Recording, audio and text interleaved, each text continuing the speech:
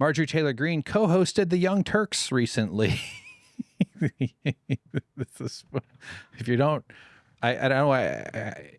It's very unlikely no one here knows I worked there and had to start a union there for reasons that are detailed in the documentary I'm making about starting the union there and the union busting. So I have a deep connection to the Young Turks, obviously, one that I'm sure Cenk wishes never happened. But nevertheless, I clipped this out from one of the live shows. Marjorie Taylor Greene, who quit Congress like a day or two after her pension vested, which is to say she had to reach a certain minimum time in office, and then once you retired, then you do get your pension or your lifelong payout.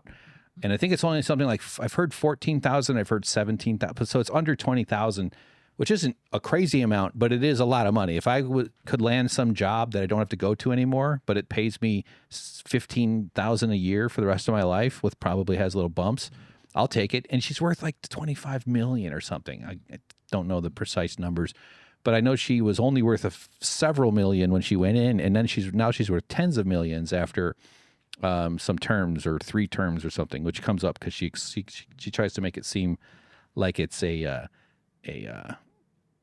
reason that she got out. So she was asked about why she quit. Now, of course, she wasn't asked by Cenk. In fact, that's what we'll watch at the beginning here is Cenk's sudden surprise. You could almost, I mean, he did ask the question. He didn't just toss it. So I guess you could say credit for that.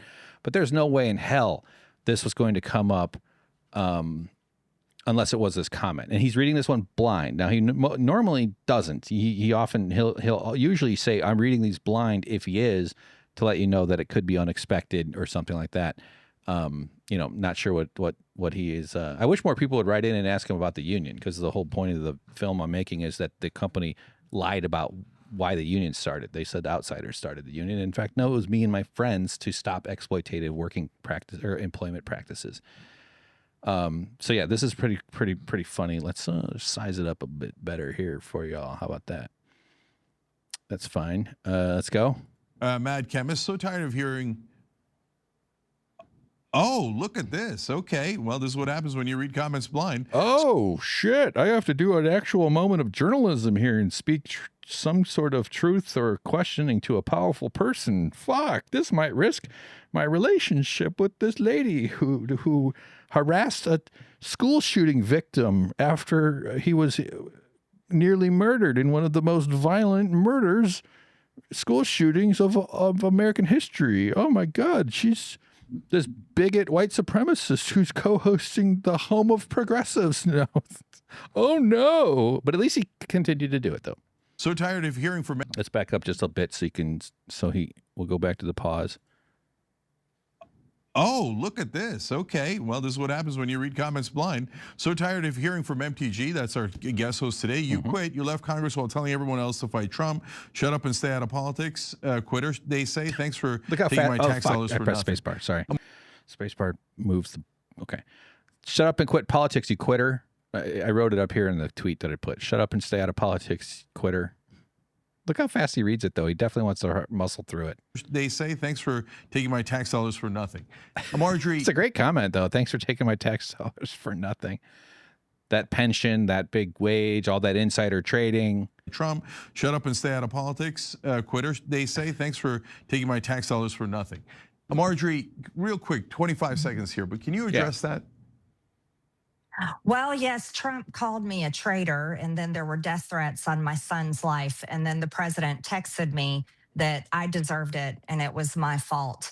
And I dedicated millions of dollars and help to the Republican Party, and not a single elected Republican defended me from the president's attacks. And so I would say to that person that made that. So they cut it. There was a social break. There's a timer, and it's actually on screen, the timer. So I added this edit, and I had to trim it up to make it under 220 so that Twitter would accept it. That's the limit for videos if you're not a paying person. Trump called her a traitor and then confirmed the death threats that he said she deserved, and no Republican backed her up on that. Did she not understand how this country functions, especially the Republican Party, that they're a bunch of loyalists, that their entire operating ethos of their hierarchy is loyalty? They are submissive cucks to the daddy, to the guy at the top, the same guy you put in, the same guy you advocate, you campaigned for. Like she said, she's brought in millions of dollars. She's a pretty high profile Republican. But no. And then they didn't back her up from the Trump. Like they were going to pick her over Trump. Is she out of her mind? So she quits and becomes a podcaster. So then they do a little music thing, and then Cenk comes back. Back on Young Turks, Cenk Uygur, Marjorie Taylor Greene co-hosting with me. Cenk Uygur and Marjorie Greene host a show now.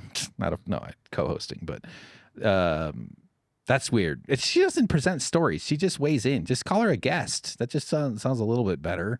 That's just goofy. I don't know. Today, I want to let her finish her thought from the interaction we were having in a second. So then he does a plug for a bunch of shit. So there's another edit. Marjorie, during the commercial breaks, we interact with the members if they're on the member stream, and another benefit of membership. She's basically apologizing for having asked her a question that might make her slightly uncomfortable. She's rich and powerful. We can't. There's a comfort supremacy. This country. That's the foundation of the supremacy of it all. Somebody had addressed you quitting, and they were mad that you quit Congress. You explained why Trump attacking you and other Republicans backing you. And she didn't retire after her term ended. She quit. She ditched. She said, I'm waiting until I get, she didn't say this, but she waited till her pension vested, and then she bounced. Fucking quitter. And she's often been described, like I've seen on TYT, who Anna Kasparian particularly has said this, and I'm sure Cenk would echo this sentiment, is that she destroyed her career. She bravely sacrificed to stand up for her principles or some bullshit. No, she didn't. She quit, absconded, abdicated her responsibilities and the power that she was granted by her position. Being a United States Congressperson is very powerful, relative to most of us, and a high-profile media position, blah, blah, blah. And she did all that. She quit all that so that she could protect her career because she's got further ambitions. She's definitely going to angle for some sort of third-party possible thing or some sort of alliance between the Anna Kasparian conservatives versus the Dave Rubin conservatives. I think they're positioning themselves to do some sort of Tucker Carlson foundation type party thing, maybe. I don't know if they'll explicitly go third party. They'll probably try to sell it as some sort of Republican takeover, maybe. I don't know. We'll see. It'd be kind of interesting. But we've been watching this sort of these forces kind of marshaling to set up for something in 2028, or obviously past that too. But it seems to me that that's sort of the coalition that's sort of lining up, where Cenk wants to unite the populist left with the populist right, as he claims, even though he's the union busting left, and he was actually on the Oxford Union thing that he was banned from the UK about. They did a Zoom call with him and Hassan, and he described himself as being in the exact center of all positions. I should find that. And then you were going to say one last thing, and I wanted to give you a chance to say it. Well, one last thing is I co-sponsored the term limit bill every single Congress, and I never went to Washington to be another Lindsey Graham or Mitch McConnell. And the term limit bill got him. Mentioned the bad villains that everybody hates. Says that 3 terms is the limit. And so she's just living by her own principles. I'm sure she would have term limited out if it wasn't this Trump death threat stuff that she's talking about too. No doubt. Absolutely. She would have just bounced off to become a hyper millionaire podcaster pal with phonies on the progressive center. And so that was something that was important to me. But death threats on my children and my own life, and serving in an institution and for a party that is not serious about actually delivering the campaign promises they made to their voters is not something I'm going to dedicate my life to. And so I would say that anyone that wants to criticize me from their keyboard or thumbing in nasty comments on their phone, why don't they run for Congress and actually see what they can get accomplished instead of attacking me? All right, yeah. There you go. Didn't think that you were going to be a wilting flower. God damn it. Sorry, I ruined that. Back up. I press spacebar in all the other editing programs. That's why I'm hitting spacebar to try to pause it. Thumbing nasty comments. It's just a funny way of describing it. I guess you call it. Do you type on your phone or do you thumb? Not now. I'm busy thumbing my wife a proposal. or my fiance. I mean, okay, ruined it. Good for you, Marjorie. Don't you back down. Cenk is horny for you. He has that smile, little flirty smile. These two have nice chemistry, and don't you dare let anyone judge you for abandoning all the things that you claim to, and then go on a tour acting like how brave you are for not doing your job when you let go of a whole bunch of power that you opted out of. So I backed up a little bit. We're going to. And actually see what they can get accomplished instead of attacking me. All right, there you go. Didn't think that you were going to be a wilting flower on that one. No. Didn't think that you were going to be one of those diarrhea flowers. There's actually 2 diarrhea flowers. They're called corpse flowers. I guess there's 2 in California somewhere that are blooming. They bloom every 16 years, like cicadas or something, and they smell like rotting flesh and poop. Apparently they really do stink. They do seem like they'd be fun to have around just because it'd be like, yeah, well, hopefully in 5 more years, we're all going to go smell this shitty flower. They're big and beautiful though. They're crazy flowers. But yeah, he's, that certainly doesn't press her on any of that and just says, oh, look at her. She's not backing down. She's not backing down. I mean, you think she would because she's a fucking quitter.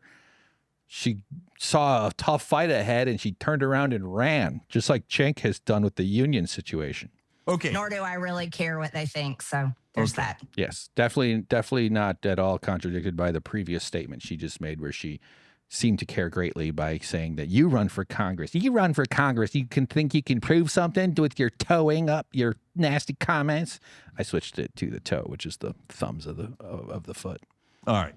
I'm talking about Cenk Uygur. YTY. Oh, but YTY. So yeah, that was fun. It's been around. Political Punk did a story. Vanguard covered it. Who knows who else has, but it didn't pick up tweets or pick up retweets the way I had maybe hoped. But of course, I would prefer every tweet to go mega viral, so I can buy a spaceship and fly to the moon and fart my way past this. Okay.